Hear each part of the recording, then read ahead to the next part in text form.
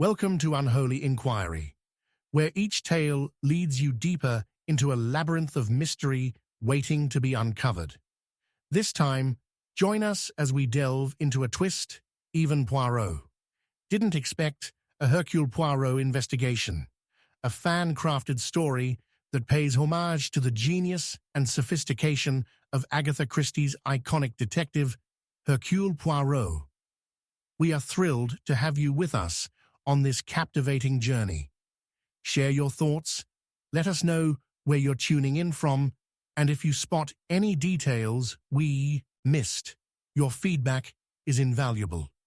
Together, let's continue to shape even more thrilling enigmas. Chapter 1. The Silent Witness. The wind howled outside, battering against the ancient windows of the mansion. Inside, the atmosphere was thick, with an unsettling silence, broken only by the occasional creak of the floorboards and the sound of the storm. The candlelight flickered, casting eerie shadows on the walls, as if the house itself were holding its breath. Suddenly, a scream pierced the stillness. It was shrill, full of terror, echoing through the hallways. But before anyone could rush to its source, the house fell silent again, as if the scream had been swallowed by the very walls. Hercule Poirot, who had been a guest at the mansion, felt his heart quicken. He was not a man to panic, but something in the air tonight felt different, something dangerous. His trained mind immediately began to analyze the situation as he moved swiftly down the dim corridor, the sound of his footsteps muffled by the thick carpet beneath him.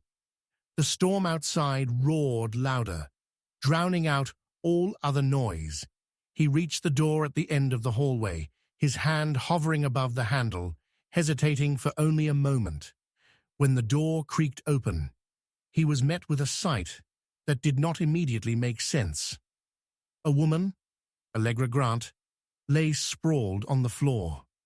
Her lifeless eyes stared at the ceiling, her hand outstretched as though reaching for something just beyond her grasp. A delicate pool of blood had gathered around her head, but the room, though clearly disturbed, did not seem to hold the chaos one might expect from a violent struggle. It was as if her death had been too quiet, too quick, too perfect. But what struck Poirot immediately was the most peculiar detail: the cat. It sat in the far corner of the room, its eyes locked onto Allegra's still face. The feline was motionless, almost unnervingly so. Unblinking, it gazed at her as though it understood something no one else did. Its silence contrasted sharply with the tragedy that had unfolded only moments before. Poirot knew that cats, like people, could be silent witnesses to things far darker than anyone cared to acknowledge. He moved into the room cautiously, his sharp eyes scanning every inch of it, noting the overturned chair, the shattered mirror, the overturned glass on the desk. Yet there were no signs of struggle, no footprints, no marks on the floor, no bloodstains anywhere else in the room.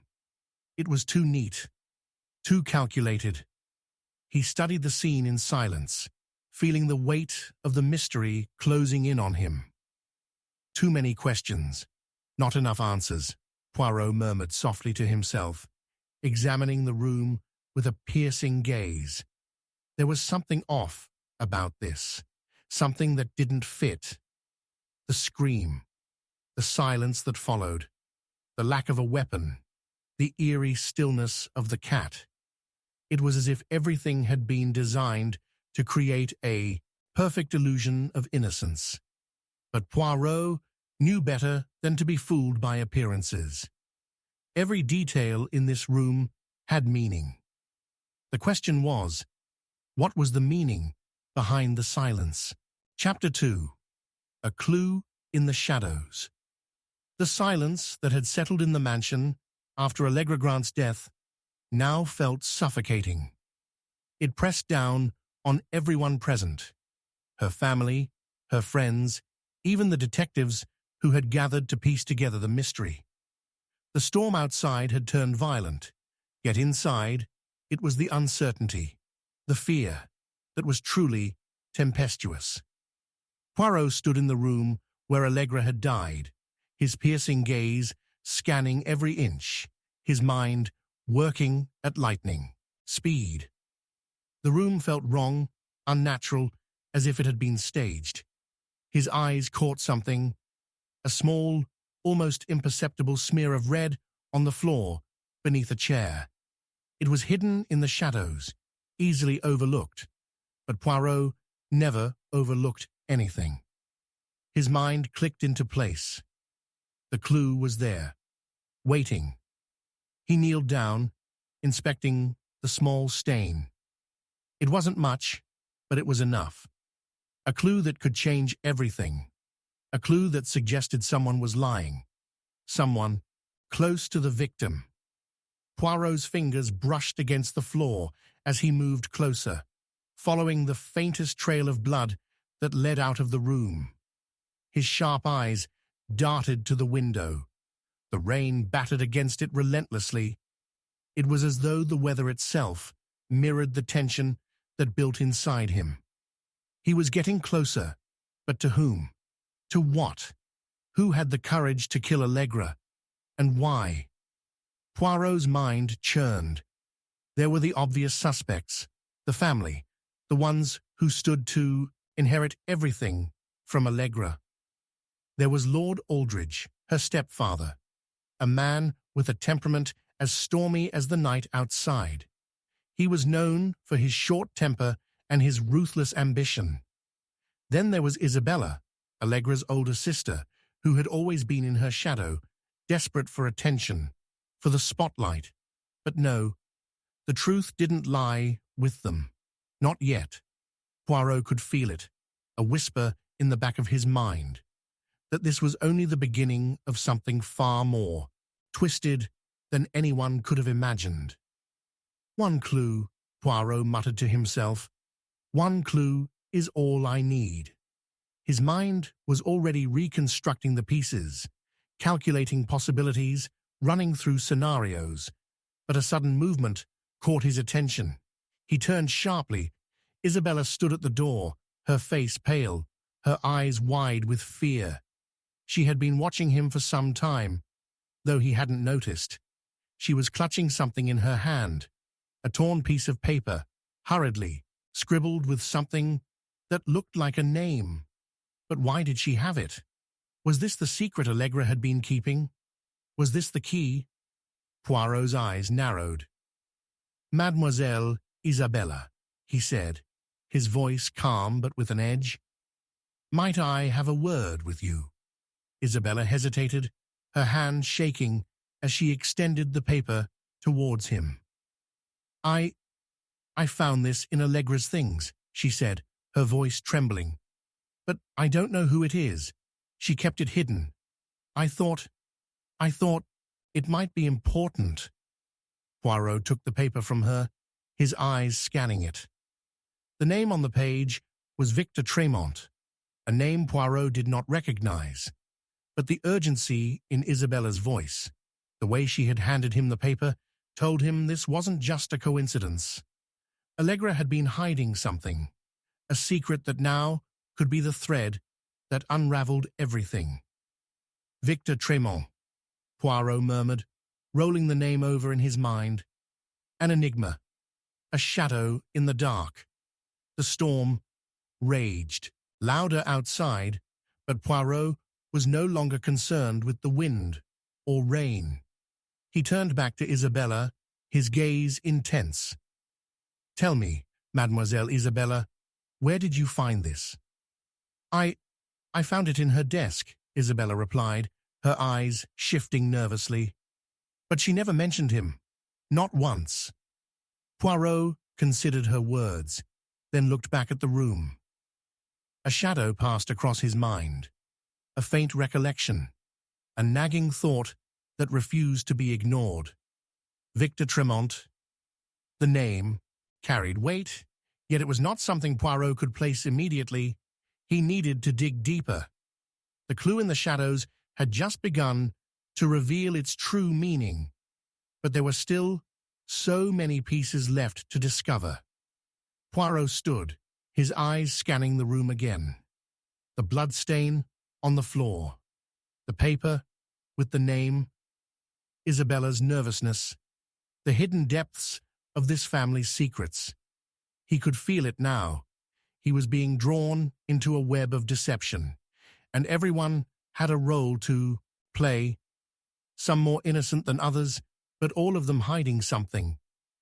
And the truth was buried in shadows, waiting to be uncovered. Just then, Lord Aldridge appeared in the doorway.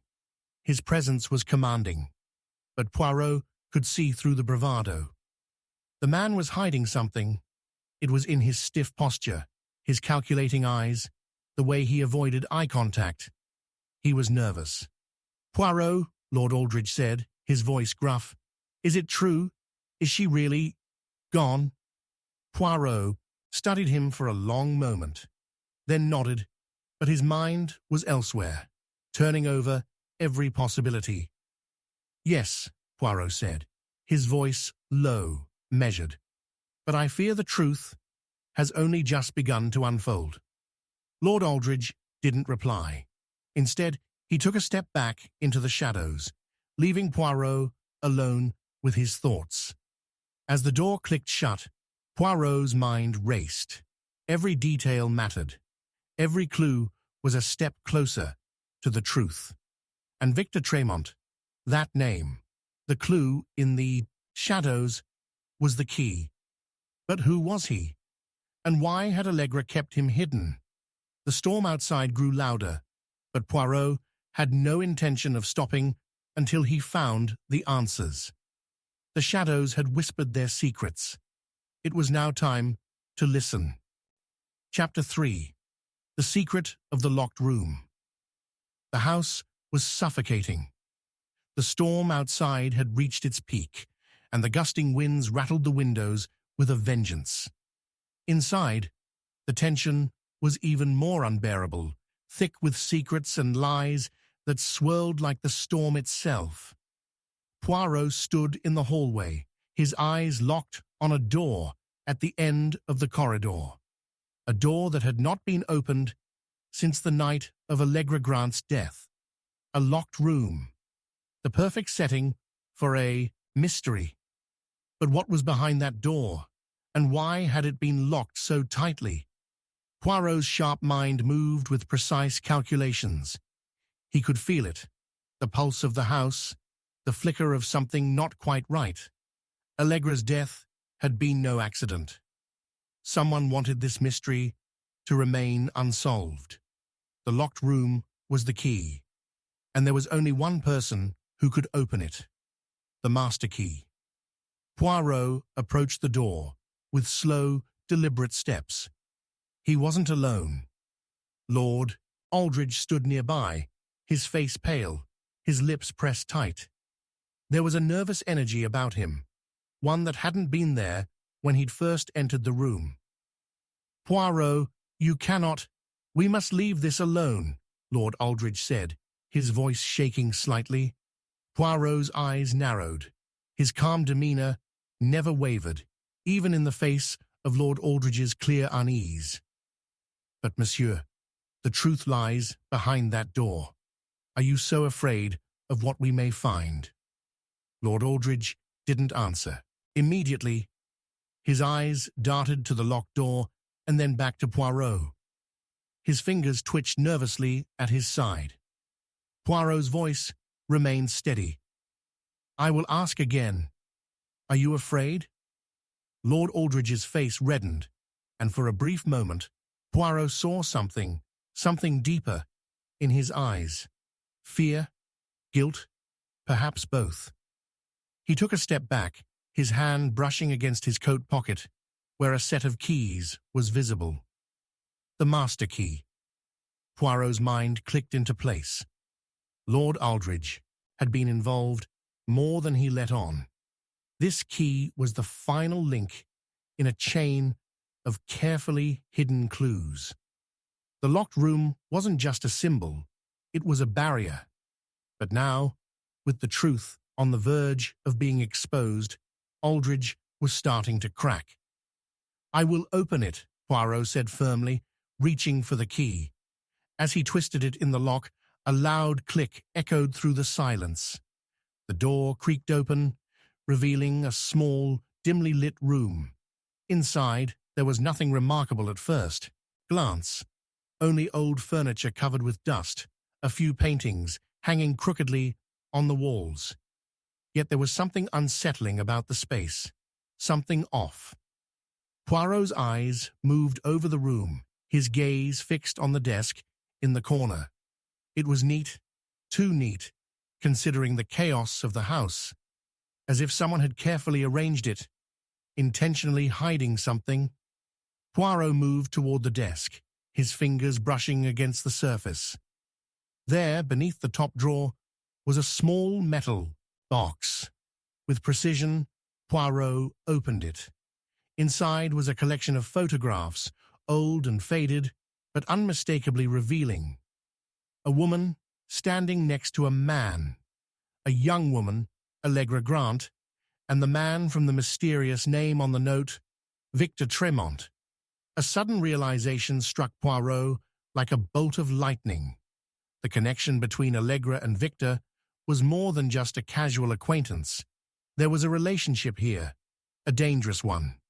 And someone was willing to kill to keep that relationship buried.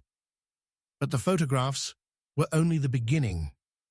Poirot's fingers brushed against something cold at the bottom of the box. A letter.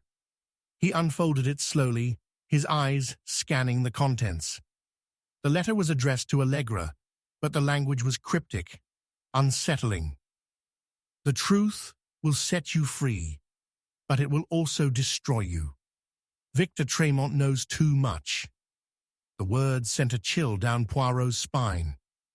Allegra had been in deeper than anyone realized. She had known something, a dangerous secret, and now someone was trying to erase all traces of it. Poirot stepped back from the desk, his mind racing. The locked room had revealed more than he could have imagined. Victor Tremont wasn't just a figure from Allegra's past. He was central to the entire mystery. And someone had gone to great lengths to keep that truth from being uncovered. Poirot turned to Lord Aldrich, his gaze hardening. "You knew him, didn't you? You knew Victor Tremont." Aldrich flinched, but then his lips twisted into a bitter smile. "What does it matter now? She's dead. It's over." Poirot's eyes never left his. "You think it's over, but it has only just begun. The truth, you see, is not so easily buried. And the one who killed Allegra, whoever they are, they made one mistake." Aldrich's face went pale. He tried to mask it, but the tremor in his voice betrayed him. "What mistake?" Poirot's voice was low, dangerous.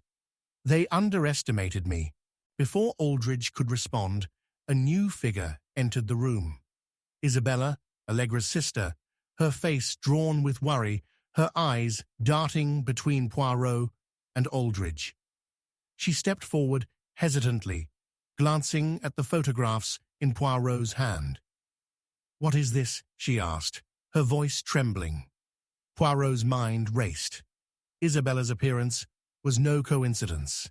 She knew something, something that until now had been hidden beneath layers of deceit. Poirot looked at her, his gaze calculating. "Mademoiselle Isabella, it seems you too have a secret to share." Isabella's face blanched. She took a step back, her breath quickening. For the first time, Poirot saw real fear in her eyes. You don't understand," she whispered, backing away. Victor was my secret too." The storm outside reached its crescendo, the howling wind drowning out everything else, but in that moment, the truth had already begun to unravel, piece by piece. The locked room had opened the floodgates, and there was no turning back now. The final pieces were falling into place, and the truth, the devastating truth, was closer than ever. But someone in this house would do anything to keep it hidden. And now, Poirot was closing in on them. Chapter 4. Poison in the Tea. The storm outside had grown violent, the wind howling like some ancient beast, battering the windows with an insatiable fury. Inside the drawing room, a different kind of tension simmered, just as fierce, but far more dangerous.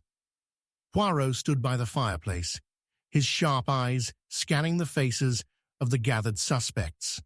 There was a sense of unease in the room, an invisible weight pressing down on each of them. On the table before them, a tray sat, delicate, porcelain cups of tea, steaming in the dim light. Poirot's gaze fell on the cup nearest him, the one that had been placed for Isabella Grant, the sister of the deceased. Her hand trembled slightly as she reached for it, the porcelain cup rattling faintly in her grasp.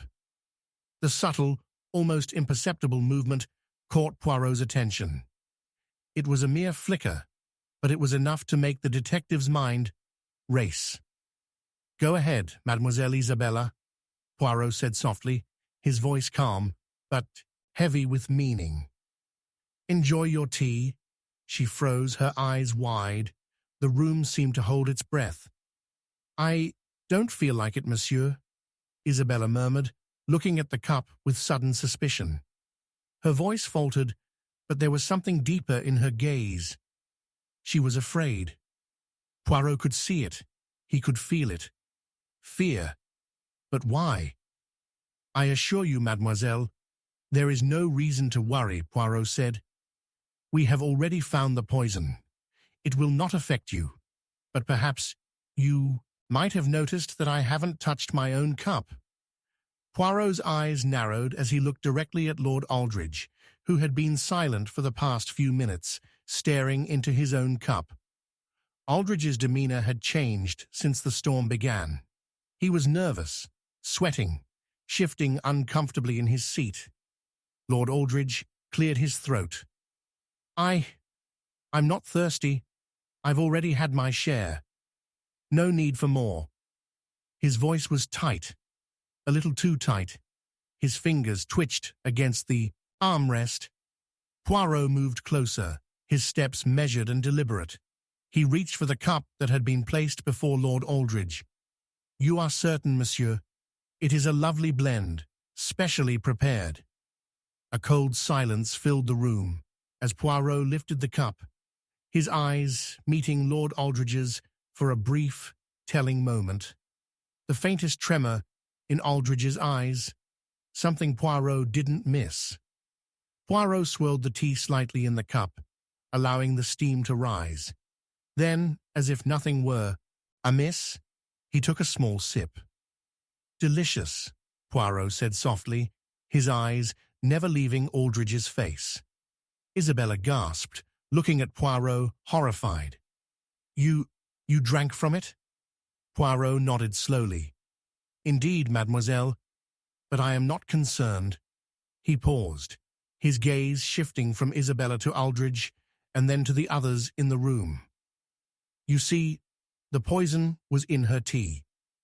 The air in the room grew cold, the tension unbearable.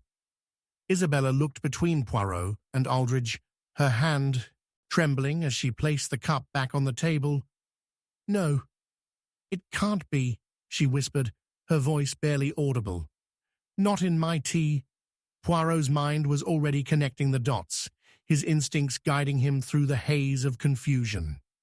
He turned to Dr.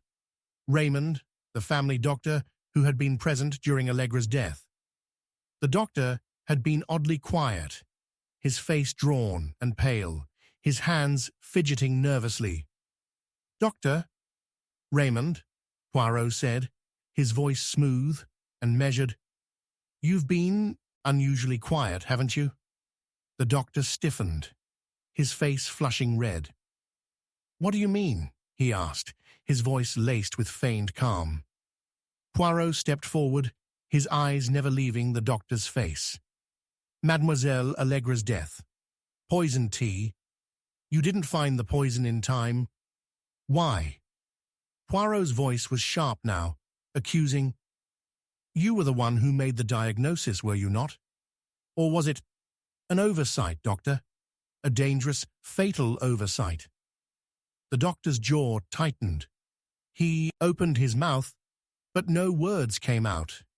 His eyes darted across the room, searching for an escape, but Poirot's gaze pinned him down, a magnetic force. Poirot's voice dropped to a whisper, but it was like thunder in the silence. You see, Doctor, the truth is simple. Allegra did not die from natural causes. She was poisoned, just as you will be, unless you speak. But only one of us will drink from the poisoned cup next. Dr. Raymond paled, his breath quickening. He suddenly stood, his chair scraping loudly across the floor. No, you have no idea what you're suggesting. His eyes darted to Isabella, then Aldridge, each of them like potential allies he might turn to. Poirot's sharp eyes flicked to the others. Isabella, Lord Aldridge, Dr. Raymond. Each of them had something to hide.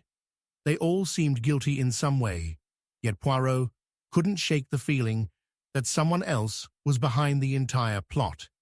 A mastermind, pulling all the strings and hiding in plain sight. Poirot turned to Isabella. You had motive.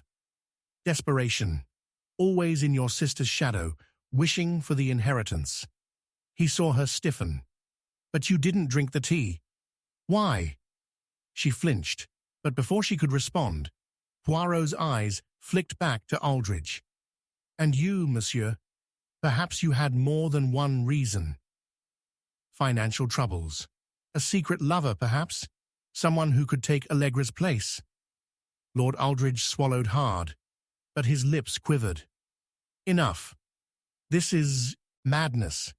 His eyes were wild now, the cracks in his composure widening. Why are you doing this? Why accuse us all?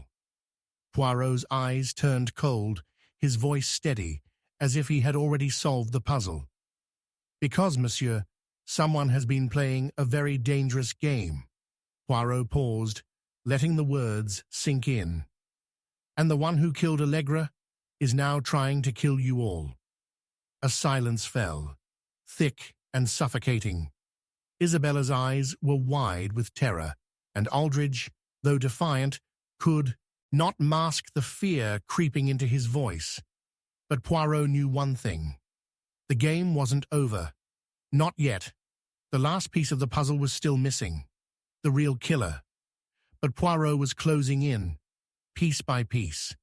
He smiled darkly. The tea was only a test, you see. The real poison, however, is much more insidious. And when it is revealed, it will destroy you all. The truth was coming to light. And when it did, it would leave no one standing. Chapter 5. Unraveling the Alibi. The rain hammered against the windows with relentless fury, a mirror to the rising tension inside the grand estate. Every face in the room was tight with suspicion, but none more so than Lord Aldridge's.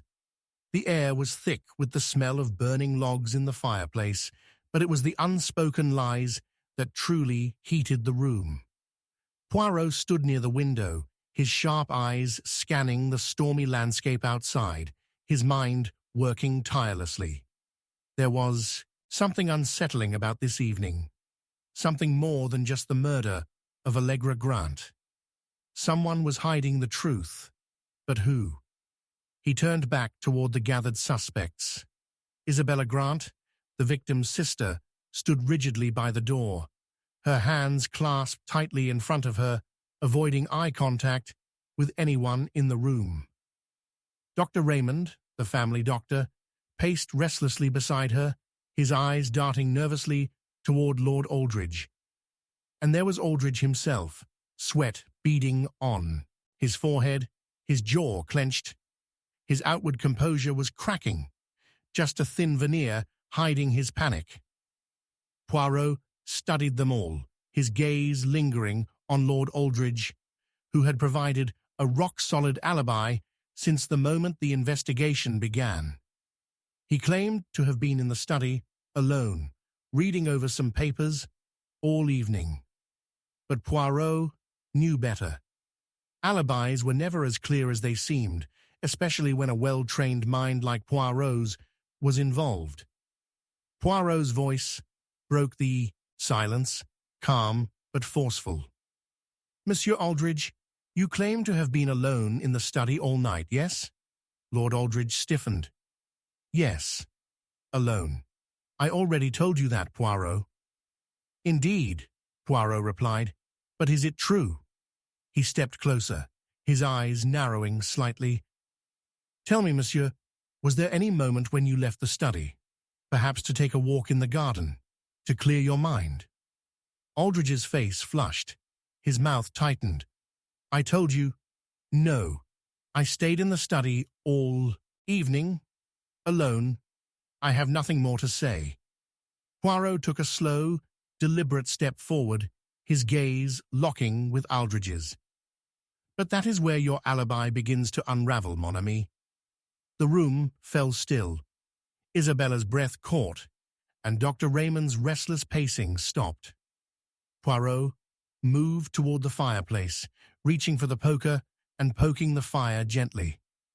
"You see, Monsieur Aldridge, I've studied you long enough to understand something very clear. Your alibi is too perfect. It's always the perfectly constructed alibi that requires the deepest scrutiny." Aldridge swallowed hard. "You don't know what you're talking about.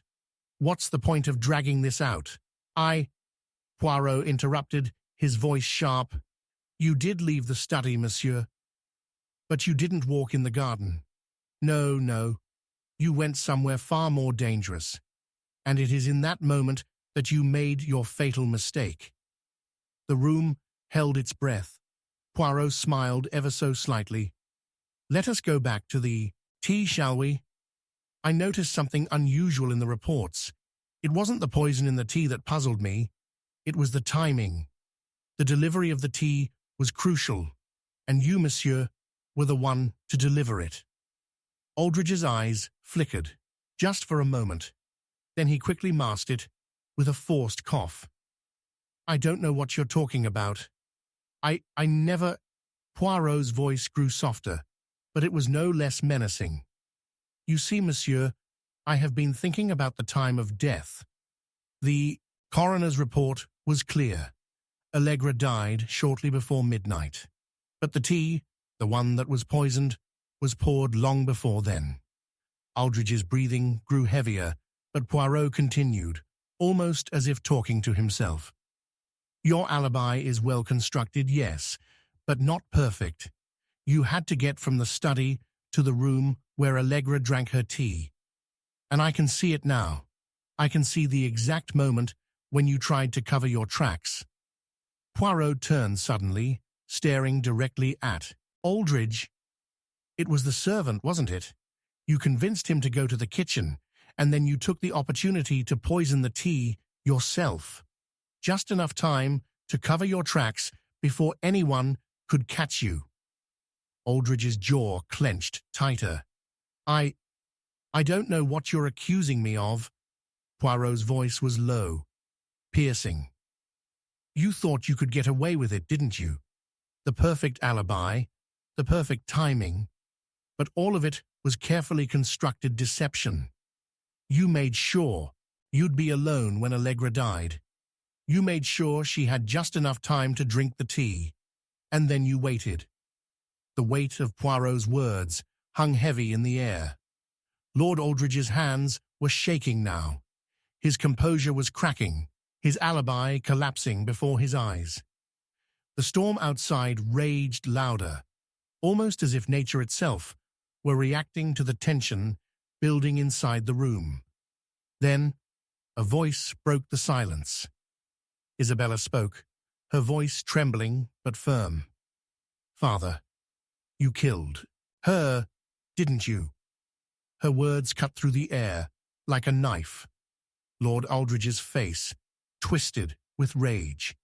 You think I—" Poirot held up his hand, his eyes calm but sharp. "Mademoiselle Isabella is correct, monsieur.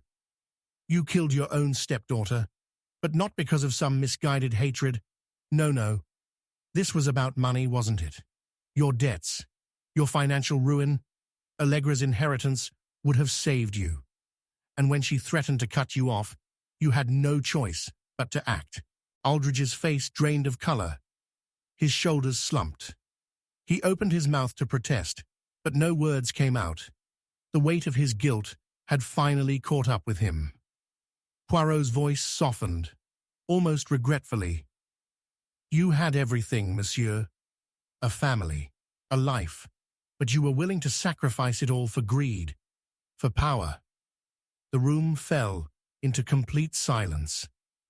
Poirot's eyes turned from Aldridge to the others in the room.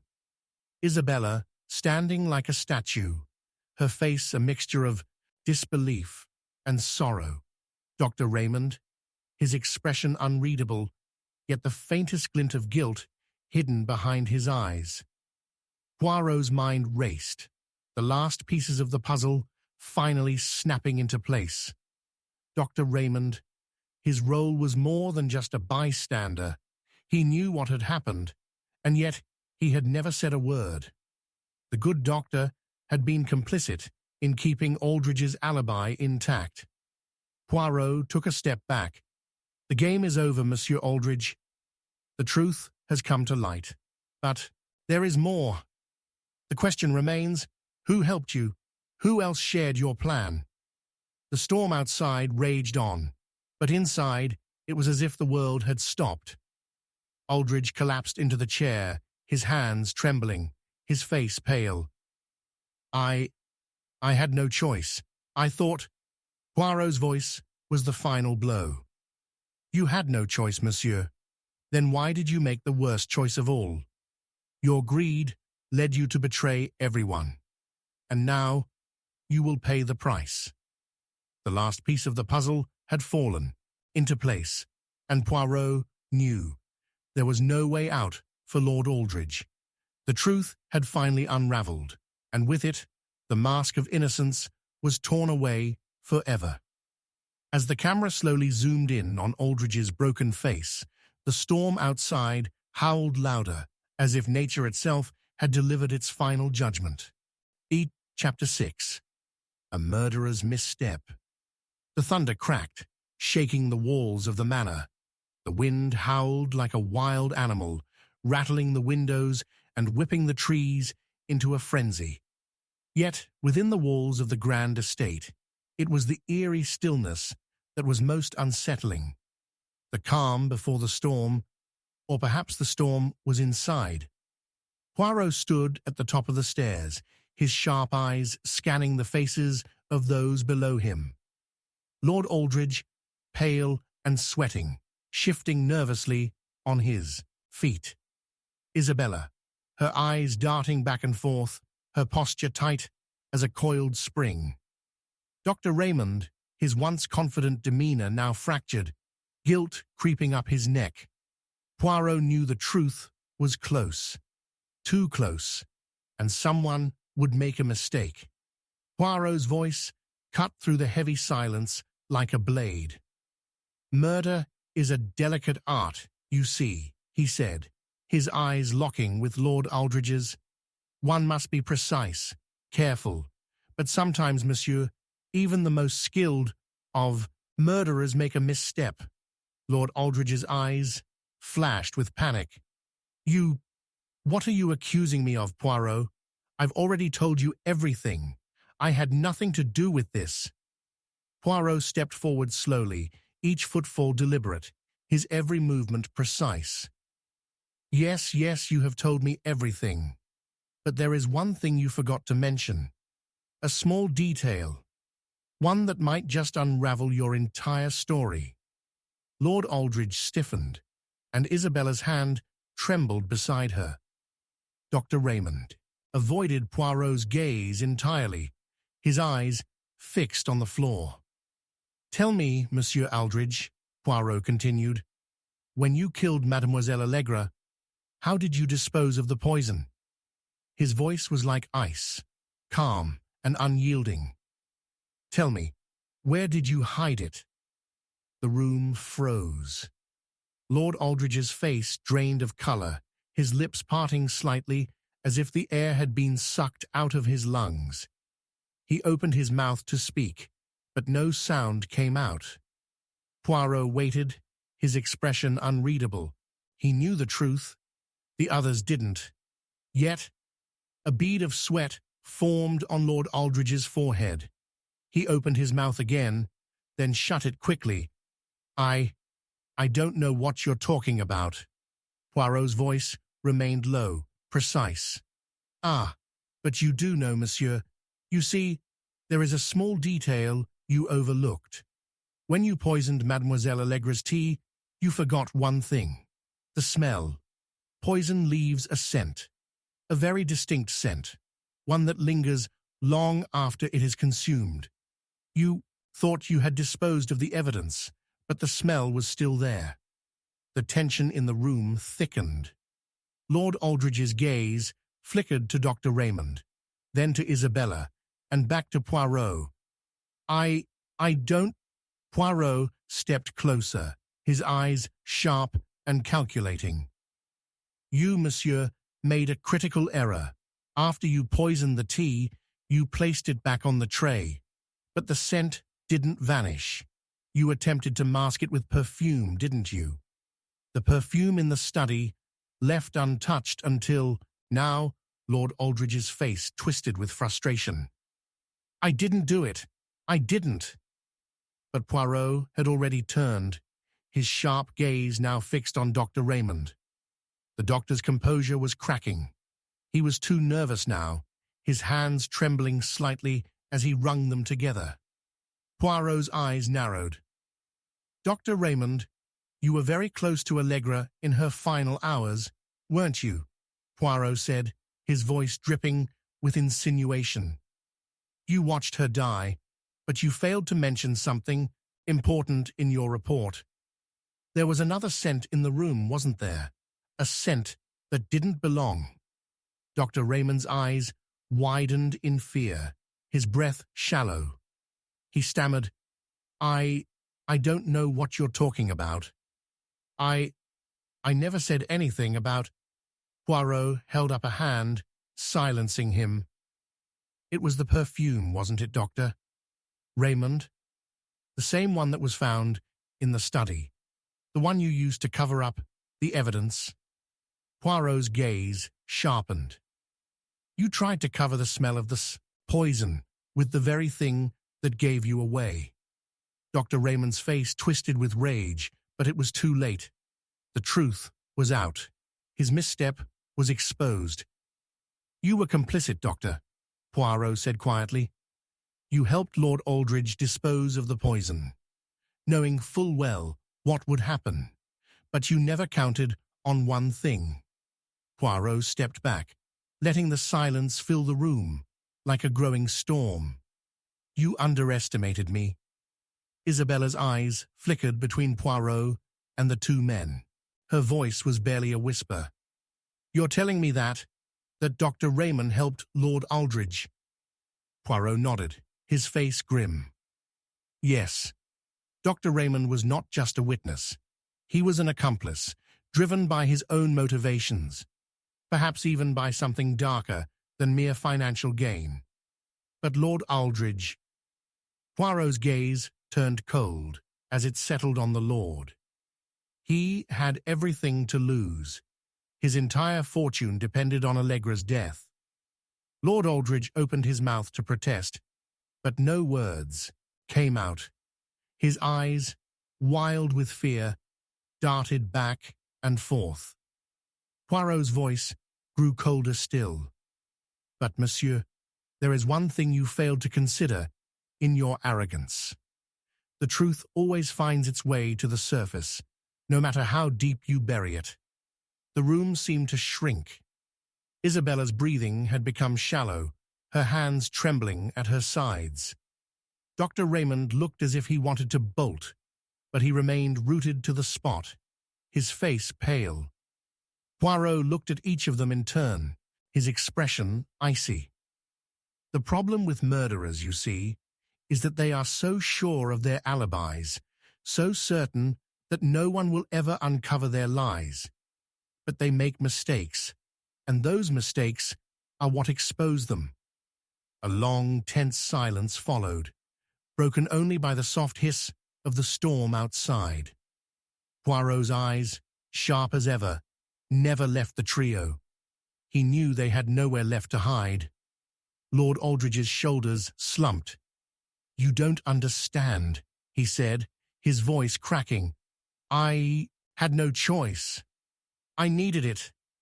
I needed everything." Poirot's response was simple, cutting through the tension like a blade. "You always have a choice, monsieur. You just made the wrong one."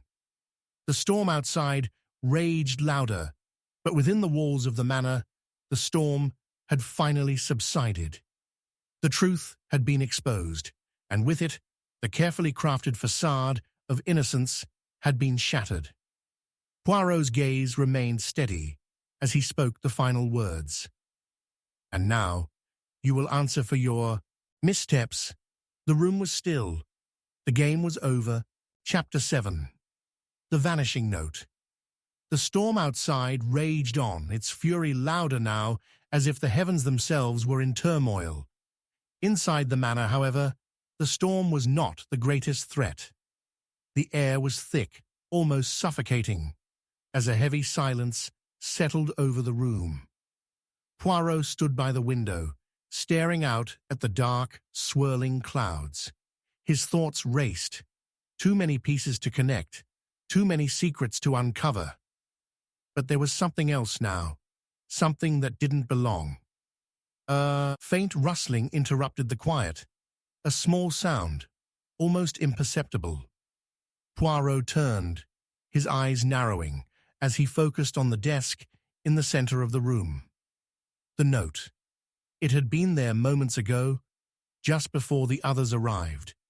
But now, it was gone. Poirot's pulse quickened. His mind, always sharp, began to sift through the possibilities. A vanishing note, the simplest of clues, yet so elusive. And in this room, with these people, nothing was ever as simple as it seemed. The camera zooms in on Poirot's face, his steely gaze flickering to the others in the room. Lord Aldridge, still tense and pale, barely able to keep his composure.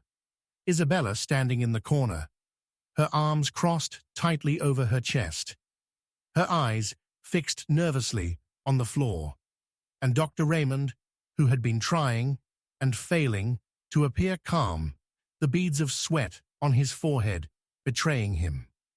Poirot's voice cuts through the tension like a sharp blade. "Mademoiselle Isabella, Dr. Raymond, I have a question for you both." His gaze flicks to each of them. Who took the note? The silence is deafening. Isabella's eyes widen in shock, and Dr. Raymond's face flushes a deep shade of red.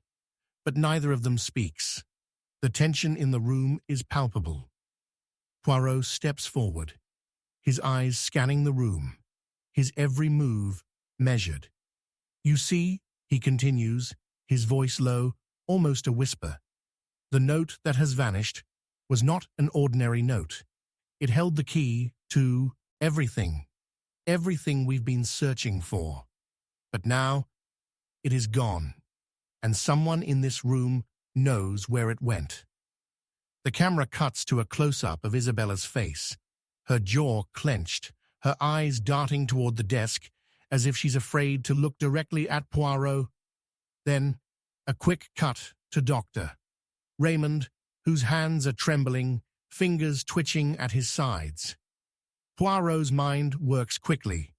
He's piecing things together, the pieces of the puzzle clicking in place. But this time, there's an added weight to his thoughts. Someone is playing a game. But who? He takes a slow step toward the desk, running his fingers lightly over the surface. The note, he murmurs, almost to himself. Whoever took it knows what it meant. And they took it to cover their tracks, didn't they? He turns back to face the suspects, his expression unreadable. It is no coincidence that the note disappeared when the secrets were getting closer to being exposed. A clever misstep, one that might just give us the answers we need. Poirot watches them carefully, his eyes narrowing. There's a sudden, subtle shift in the room. Dr. Raymond seems to grow increasingly uneasy, shifting his weight from foot to foot. Isabella's fingers tighten around her arms, but she remains silent. Poirot's gaze falls on Lord Aldridge. The room seems to hold its breath as the camera focuses in on Aldridge's face. The fear in his eyes is unmistakable now. The man is cracking under the pressure. "Ah, monsieur," Poirot says, his voice smooth but heavy with meaning. "You look like a man who knows something, a man who knows that the truth is about to come crashing down." Aldridge stumbles back, his hand gripping the back of a chair for support. I don't know what you're talking about, Poirot. I don't." Poirot cuts him off. "You see, monsieur, the note held something very important, something that could expose the true nature of this crime. And you didn't want that to happen, did you?" Aldridge's eyes flicker, and his lips twitch. "You're insane, Poirot. Insane." Poirot steps forward, his gaze piercing. "Insane. Perhaps, but I know this much. The one who took the note wanted to keep the truth buried. And that is where you come in, Monsieur Aldridge. You and your many lies. And of course," he adds, his voice dropping, "you had help." Aldridge glares at Poirot, his hands clenched into fists. "No one helped me. Poirot holds up his hand. "You can. Stop lying now, monsieur. It's over. Your alibi is gone. Your carefully constructed web of deception has been torn apart." The camera cuts quickly between the characters. Isabella, now visibly sweating, her face pale with fear. Dr. Raymond, whose hands are shaking so violently he can barely keep them still. Lord Aldridge, who is finally losing his composure, eyes wide, his mouth working, but no sound emerging. Poirot's gaze softens slightly as he turns toward Isabella. "Mademoiselle, you too are hiding something, aren't you? You're no stranger to deception. A sister who was always in your shadow. A sister who had everything you wanted. And now, Allegra is gone. You must have thought the note would be your salvation." Isabella's breath catches in her throat. "No," she whispers. "I didn't take it." Poirot's eyes harden. "You didn't take the note, but you knew who did, didn't you? And you knew exactly why it had to disappear. But there's one thing you didn't. Count on a dramatic pause fills the room. Poirot's voice lowers, becoming almost chilling. "You didn't count on me." The tension in the room reaches a fever pitch. Suddenly, Poirot moves with lightning speed, his hands slipping into his coat pocket. He pulls out a crumpled piece of paper, a note. A collective gasp fills the room. Isabella's eyes widen in horror, and Dr. Raymond takes a step back, his face paling even further. Poirot unfurls the paper slowly, his eyes scanning, the words written in elegant handwriting. The same handwriting found on the missing note. "I found it," Poirot says, his voice almost triumphant. "It was hidden in the one place you didn't think to look. The fireplace. A quick-thinking criminal might dispose of it there, but they underestimated one thing." Poirot turns to face the room again, his eyes now locked on Aldridge. "I never miss anything."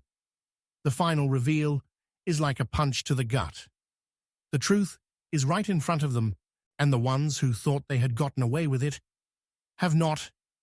The note that vanished was meant to lead Poirot to the ultimate answer. And now, the truth is finally exposed. Poirot's voice grows cold. Final. The game is over. As the camera zooms out, the storm outside begins to settle. The echoes of a thunderclap fade into the distance, but inside the room, the storm has only just begun. The vanishing note, the final clue, has shattered the lies. And now, the real culprit stands in plain sight. The truth has been revealed. The end is near. Chapter 8. The Disguised Identity. The clock struck midnight. The mansion stood silent, but the tension in the air was suffocating. Outside, the storm had abated, but inside the manor, another storm was brewing, one of deceit, betrayal, and darkness. Poirot stood by the window, watching the moonlight glisten on the wet ground, his thoughts sharp, his mind working like a finely tuned machine. Someone was hiding something, and Poirot was about to uncover it. Suddenly, a knock at the door broke the silence. Poirot turned, his eyes narrowing. The door creaked open, revealing Isabella, her face pale, her eyes filled with fear. She stepped into the room, hesitantly, glancing over her shoulder as if expecting someone to follow. "What is it, Mademoiselle Isabella?" Poirot asked, his voice calm, but with a hint of urgency. Isabella hesitated, her voice trembling. "I have something to show you, something that could change everything." Poirot stepped closer, intrigued. "What is it? You know, mademoiselle, you are not alone in your fear. There are many in this house who have secrets." Isabella slowly reached into her coat pocket and pulled out a small, folded piece of paper. She handed it to Poirot, her hands shaking as if the paper was made of fire. Poirot took the note, unfolded it carefully, and read the words. "The truth will be revealed soon. Trust no one, not even yourself." The words sent a chill down his spine. He looked up at Isabella, his mind racing. Who had written this note? Why had she come to him now, in this moment of uncertainty? "Mademoiselle, tell me," Poirot asked, his voice steady but intense. "What does this note mean? Why did you bring it to me?" Isabella swallowed hard, her breath coming in quick, shallow gasps. I found it in the study, but there's more. I think someone was trying to frame me. They wanted to make me the killer." Poirot's eyes narrowed as he pieced the puzzle together. "Who would want to frame you, mademoiselle? Who is hiding behind this plot?" Isabella hesitated, her eyes flickering toward the door. "It's him," she whispered, almost too softly to hear. "Lord Aldridge. He's not who he says he is." Poirot's mind clicked. A disguised identity. He had suspected something was amiss with Aldridge, but this revelation, this was new. "Explain, mademoiselle," he urged, his voice sharp. Isabella looked at the floor, as if the weight of the truth was too much to bear. "I overheard him talking to someone in the garden last night. A man, someone I've never seen before. They were speaking in whispers, but I heard him say something about a secret, something about a hidden identity. Lord Aldridge is not who he appears to be. He's been hiding something. I think he knows more about Allegra's death than anyone else." Poirot took a slow step back, his mind whirring. The pieces were starting to fall into place. The note, the hidden secrets, the mysterious figure in the garden. It all pointed toward Lord Aldridge. The camera zooms in on Poirot's face, his eyes dark with realization. His voice is low, almost menacing. A disguised identity. Perhaps this is the key to everything. Lord Aldridge has been playing a role, a carefully crafted performance. But what if he is not the man we thought him to be? What if his true identity is something far darker? Isabella's face went white. You think he's the killer? Poirot smiled grimly, his eyes glinting with the satisfaction of discovery. I believe he is hiding something much more dangerous than that. Poirot called the suspects into the drawing room. The tension was palpable. Lord Aldridge, Isabella, and Dr. Raymond stood before him, their faces strained and nervous. Poirot observed them closely, his eyes flicking between their faces. You have all been involved in this web of lies, Poirot began, his voice cutting through the silence. But now, the truth is almost within reach. We have one final puzzle to solve. He turned to Lord Aldridge. The man's expression was unreadable, but Poirot could see the faintest flicker of unease in his eyes. Poirot stepped closer, his voice lowering to a whisper. Monsieur, you have been playing a game, but it seems that the game is over. Your disguised identity is no longer a mystery. You are hiding something, aren't you? Something from your past. Aldridge's jaw tightened, but he remained silent.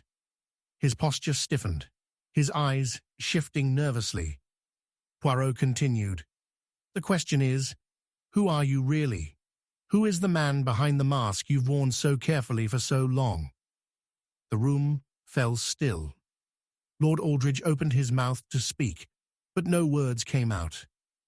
Poirot's eyes gleamed with the satisfaction of his own deductions. You were not born Aldridge, were you? Poirot said, his voice low and deliberate. No, you assumed the name. You changed your identity to gain wealth, power, and respectability. But I believe you've made a fatal mistake. The truth is too close now. Aldridge's face darkened, and he took a step forward. You're wrong, Poirot.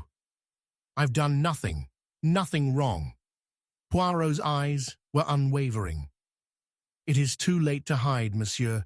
You've been hiding behind an assumed name, manipulating everyone in this room. But the game is up. The truth has come to light. Isabella stepped forward, her voice trembling, but resolute. Father, please, tell them. You're not who you said you are. Tell them the truth. Lord Aldridge's face twisted with anger. I am who I say I am. There's nothing more to tell. Poirot turned away, his expression grim. Ah, but there is. You see, Mademoiselle Isabella is correct. Lord Aldridge, or whatever your real name is, you have been deceiving everyone. But the question remains, why? A long silence filled the room. Lord Aldridge's shoulders slumped. For a moment, he looked like a man on the verge of breaking, the weight of his own secrets too much to bear. Then he spoke, his voice thick with guilt. I am not Lord Aldridge. My real name is Victor Tremont. He faltered, as if the words were choking him. I assumed Aldridge's identity years ago. I married into the family, manipulated my way to power, and then Allegra threatened to expose me. She knew. She was going to tell everyone. The room was still. Poirot turned back to face Aldridge, his expression unreadable. So, you killed her to protect your secret. Victor Tremont nodded slowly, his face twisted in shame. Yes. I couldn't let her ruin everything I had worked for. She had to die. Poirot's voice dropped to a whisper. And now, the truth will finally destroy you.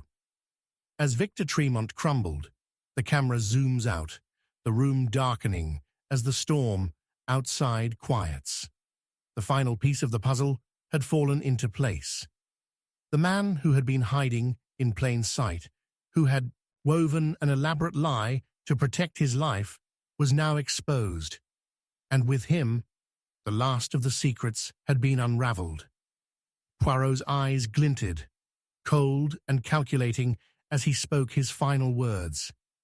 "The mask has come off, monsieur, and now you must face the consequences of your true identity." The camera lingers on Victor Tremont, his head bowed in defeat, as the storm outside fades into an eerie silence. The case was closed, and with it, the last disguise was gone. Chapter 9. A Twist in the Timeline. The clock ticks louder. The manor has fallen into an eerie silence, but Poirot feels it in the air, the calm before a storm. The storm inside his mind, that is. His every thought, sharp and relentless, echoes the pounding rain outside. There is a feeling, a gnawing sensation, that the answers are slipping away. Poirot stands at the grand fireplace, staring into the flames. There's something wrong. Something isn't adding up. A twist in the timeline. He can feel it. His eyes flicker to the small group gathered in the room. Isabella, tense and pale. Lord Aldridge, whose composure is slowly unraveling, and Dr. Raymond, who's growing increasingly anxious. Poirot turns toward them. His voice is calm, but the tension in it is undeniable. "You believe you know the truth. Yes, that you have unraveled the mystery. But I say to you, the timeline has been tampered with, and that, my friends, changes everything." The room falls, deathly still. Isabella shifts uncomfortably, her hand gripping the back of a chair. Lord Aldridge's eyes dart nervously. Dr. Raymond tightens his jaw, but Poirot can see the flicker of doubt crossing his face. "The murder was not committed as you believe. The events of that night, they have been altered." Poirot's voice grows quieter, more intense as he watches their reactions. "And I am the one who will expose it." It's a scene we've seen before. The cold, moonlit night, the thunder crashing, the scream. Allegra Grant's lifeless body found on the floor of her room. The storm rages outside, but in the house there is only silence. But Poirot had always been unsettled by the way things unfolded that night. Too neat, too perfect. He looks around the room, his thoughts sharp and calculating. His mind is racing through the evidence again. "There were witnesses, yes," Poirot continues. "You, Lord Aldridge, claimed to have been alone in the study when Allegra was killed. But I have discovered a discrepancy in your story. A flaw." Lord Aldridge's eyes narrow. "What flaw? What are you implying?" Poirot steps closer, his gaze unwavering. "You see, monsieur, the timeline you have given does not match the actual events. You said you were in the study, reading your papers, but I have discovered something far more interesting." Poirot lets the tension build before speaking. The next words, slowly. "Your own maid saw you leave the study at 10:15 p.m., yet you insisted you were alone until 11:30 p.m. A full hour that you cannot account for. Why the discrepancy?" The camera cuts to Lord Aldridge's face, his features taut. He looks like a man on the verge of breaking. His composure falters for just a moment. Isabella watches him closely, her hand trembling on the chair. Lord Aldridge's mouth opens to defend himself, but nothing comes out. He shakes his head, a deep sigh escaping him. I don't know what you want from me. You have no evidence." Poirot's gaze sharpens. "Ah, but I do. You see, your alibi has been shattered, monsieur. The timeline you have given is false, and there is someone who can prove it." Poirot looks back at Isabella, his eyes narrowing with suspicion. Isabella, you've been so quiet during this investigation, but you have more to do with this than you've let on. Her eyes widen in disbelief. What? I don't... Poirot holds up a hand, cutting her off. You see, mademoiselle, the timeline you have given also does not match the facts. You claim to have been in your room the entire night, but there was a letter that appeared to be from you, one that was found in Allegra's room after her death. A letter, mademoiselle, written in your handwriting. The room goes cold. Isabella's breath catches in her throat as she looks from Poirot to Dr. Raymond. No, that's impossible. I didn't write it. Poirot steps closer, his face unreadable. But someone wanted you to appear guilty, didn't they? Someone wanted to frame you. And that, my dear mademoiselle, is where the twist comes in. Poirot's voice drops, a near whisper now. The letter was forged, of course, but not by you, by Dr. Raymond. The camera zooms in on Dr. Raymond's face. His eyes widen, his hands tremble. The calm, professional demeanor he'd maintained throughout the investigation begins to crumble. No, Dr. Raymond stammers, his face flushed with panic. You're wrong. I didn't... Poirot raises a hand to stop him, his eyes narrowing. You wanted to keep the truth hidden. You were desperate. You've been desperate all along. But you made one fatal mistake. You didn't realize that I would notice the discrepancies. The timeline doesn't add up. You forged the letter to make it look like Isabella was involved, knowing it would divert suspicion. But the truth lies with you. Dr. Raymond steps back, shaking his head. No, Poirot. You have to believe me. I never... Poirot's voice hardens, cutting through the air. The letter you forged, the false timeline you created, all of it was to cover up your role in Allegra's death. But why? Why go through such lengths, Doctor? Dr. Raymond's face contorts in pain. His eyes fall to the floor. He opens his mouth, but can't speak. The weight of his guilt is too much. Poirot takes a step forward. You murdered Allegra, didn't you? You knew about her affair with Victor Tremont. You knew the truth, and you couldn't allow her to ruin you. So you killed her. But in your desperation, you made the worst mistake of all. The camera pulls back, revealing the room once again. The rain outside is quiet now, but the storm inside has just reached its peak. Poirot's voice rings out, final and resolute. You changed the timeline, but in the end, it was the truth that always prevails. The room falls completely still. Lord Aldridge, Isabella, and Dr. Raymond stand motionless as Poirot walks toward the door. His voice is steady, but his eyes are filled with the weight of justice. And now, monsieur, you will face the consequences for your actions. The timeline may have been altered, but it has always led me to the truth. The final shot lingers on Poirot's face as he turns toward the door. As he steps out into the stormy night, the camera pans up to the sky. Clouds breaking apart, the moon breaking through. Justice has been served. Chapter 10. The Confession That Never Came. The storm had returned, louder than before. The wind howled against the windows, and the rain lashed out like a beast clawing at the manor's stone walls. Inside, however, the air was still, heavy, expectant. The investigation had reached its breaking point. The answers were almost within reach, yet one thing still lingered, unresolved, a confession that never came. Poirot stood in front of the fireplace, his reflection flickering in the glass.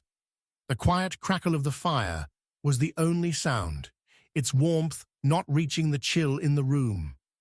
Lord Aldridge, his face pale and tense, stood to the side, his hands clasped in front of him, his shoulders stiff. Isabella, more composed than the last time they spoke, watched Poirot with sharp, calculating eyes. Dr. Raymond, the family doctor, was quieter than ever, his mind seemingly lost in the depths of his own guilt. Poirot's voice sliced through the silence. The truth is close, yes, but there is still one missing piece. He turned toward the gathered group, his gaze piercing and unyielding. They all stood frozen, as if afraid to make a sound, to break the fragile balance of the moment.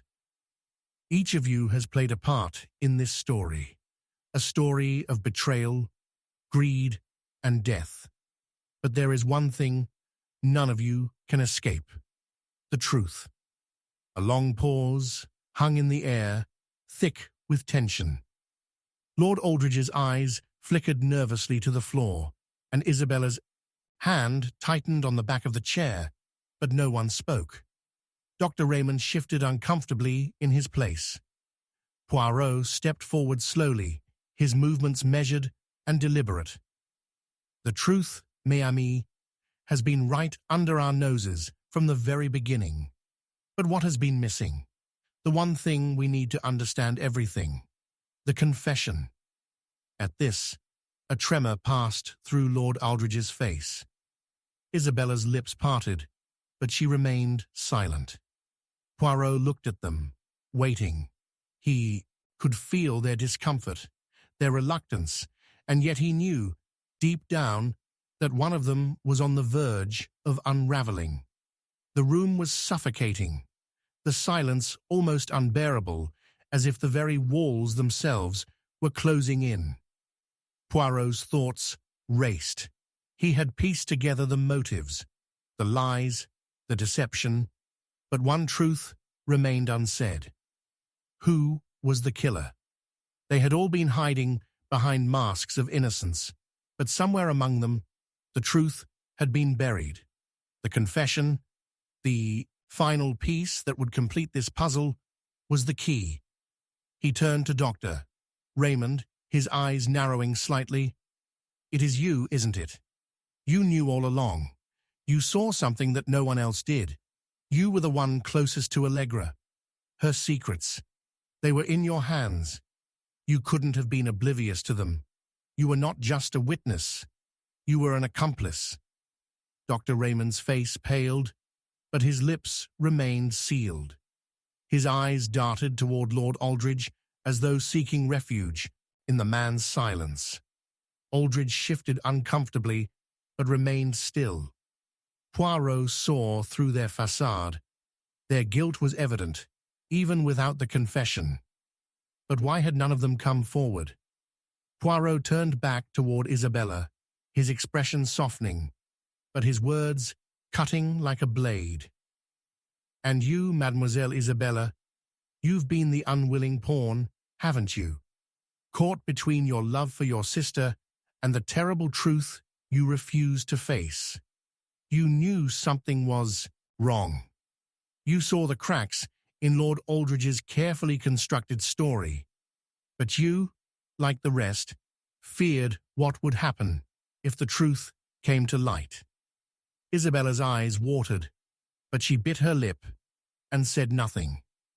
The camera cut quickly between the faces of the characters, each one masking their emotions, each one harboring their own burden of guilt. Poirot's gaze was unrelenting, his mind like a sharpened tool, cutting through the layers of deceit. And then finally, Lord Aldridge's voice, hoarse and trembling, broke the silence. "I didn't want this. I never wanted it to end like this. He stopped, looking around the room as though seeking permission to speak. But no one interrupted. "I never meant to kill her. It was an accident." Poirot's eyes gleamed. "An accident, monsieur?" His voice lowered to a near whisper. "And yet it was no accident, was it? You didn't just accidentally kill your stepdaughter. No, You planned it. You wanted her dead. For money, for power, for control. But somewhere along the way, something went wrong. And you let someone else take the blame. You never planned to confess, did you? Lord Aldridge stood motionless, his face twisted with regret and guilt. I never wanted to kill her. I only wanted her to leave us alone, to stop threatening everything we built. Poirot nodded slowly, his mind piecing together the tragic story. But the story you've told, the alibi you've built, the lies you've woven, all of it has been carefully constructed to protect you, to protect your reputation. You were willing to let anyone else take the fall, even if it meant destroying the life of an innocent person. A long silence followed, but it was a silence filled with the weight of the unspoken confession that had never come. Poirot's eyes narrowed. He had known the truth for days, but the final confession, the words that would tie everything together, had not been spoken, not by Aldridge, nor by anyone in the room. The storm raged louder outside, but inside the manor, it was the silence that rang the loudest. The confession had never come. The truth was buried beneath layers of guilt, deceit, and fear. The killer had not yet revealed himself, and with that, the investigation reached its darkest, most painful point. Poirot turned toward the door, his shoulders heavy with the realization that the truth would not be easy to uncover. The confession, you see, he murmured to himself, was never meant to be heard.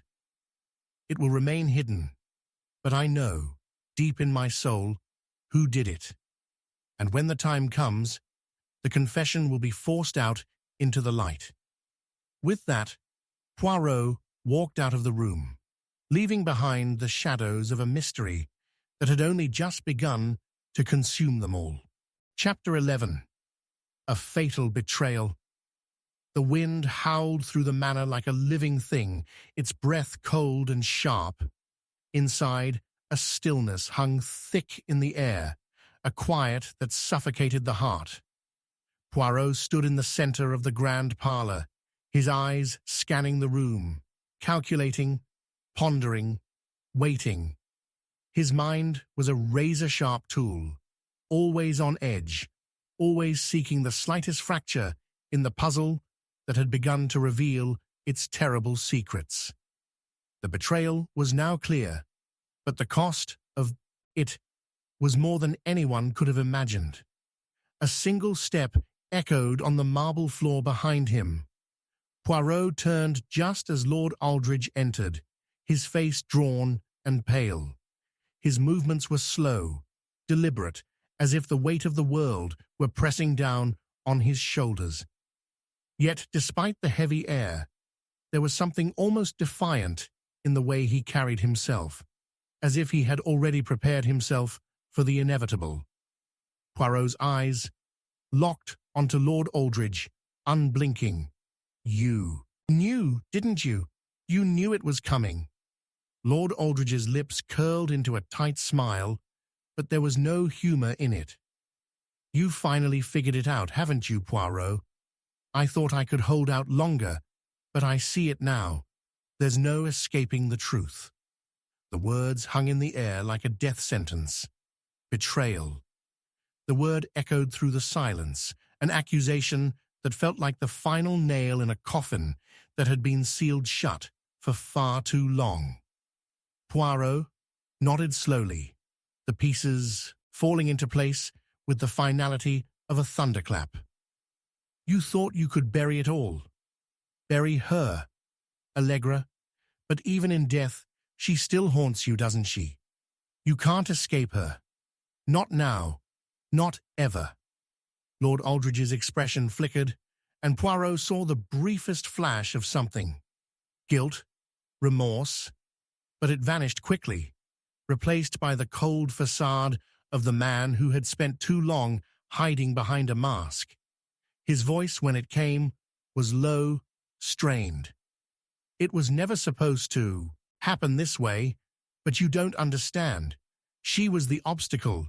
I couldn't let her ruin everything I had built. Poirot's gaze never wavered. He took a step forward, his voice soft, but cutting through the tension, like a surgeon's scalpel. You killed her to protect yourself, to protect your secrets. You betrayed her, betrayed everyone in this house. But the worst part, Lord Aldridge, is that you betrayed yourself. Lord Aldridge's shoulders slumped, and he looked away, his breath shaky. I never wanted it to come to this, he whispered, his voice breaking. I thought I could control it, control her. But Allegra was always too smart, too clever. She knew the truth about me, the real me. Poirot's mind raced, the pieces falling into place faster now. The house had been filled with lies, with secrets, with deceptions that only now were starting to make sense. But it was the last piece, the fatal betrayal, that would turn everything upside down.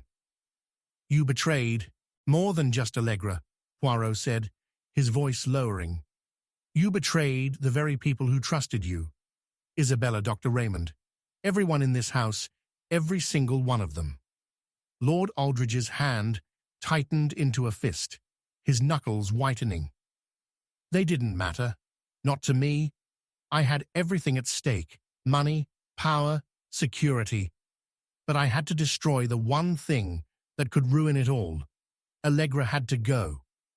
Poirot's face darkened. And that is why you killed her.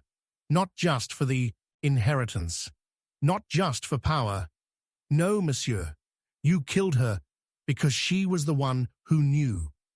The storm outside reached a fever pitch, a final crescendo of nature's fury, but inside the room, it was as though the world had gone still. The weight of Poirot's words hung in the air like a guillotine, waiting to fall. Lord Aldridge took a step back, his breath shallow, his eyes wide with a fear that finally matched the weight of his guilt. But I couldn't let her ruin me. I had to stop her from telling everyone. And I thought, if I could make it look like an accident, I'd get away with it. I never thought it would end like this, with you here, knowing everything. Poirot's gaze softened, but his words remained sharp. It never ends well when one tries to escape the truth, monsieur. A fatal betrayal, not just of Allegra, not just of those who loved her, but of yourself, your very soul. A long silence passed between them. The crackling of the fire, in the background, the only sound. Lord Aldridge's face fell, his shoulders slumping, as though all the weight of his sins had finally caught up to him. He lowered his head, in defeat. I thought I could outsmart you. I thought I could outsmart everyone. But I was wrong. I've lost everything. Everything I tried to build. Poirot stepped back, the weight of the final realization pressing on him. Yes, you have lost everything, but there is still one thing left to lose. Lord Aldridge looked up, his eyes filled with confusion. What do you mean? Poirot's eyes hardened, his voice chilling. Your freedom. You will face the consequences for what you've done. You may have thought you could get away with it, but the truth has a way of catching up with the guilty. With a final glance at the broken man before him, Poirot turned toward the door. The storm outside had subsided, the air now eerily still. Lord Aldridge's confession had come too late. He had betrayed everyone, and now he would pay the price. As Poirot walked out of the room, the camera lingered on Lord Aldridge, his face drained of color, his body slumped in defeat. A man who had betrayed everything he loved. A man who had believed that power could protect him. But in the end, it was nothing more than a hollow victory. Poirot's voice echoed in the distance. the final words spoken in quiet resolve. The truth always finds its way to the surface, monsieur, no matter how deep you bury it.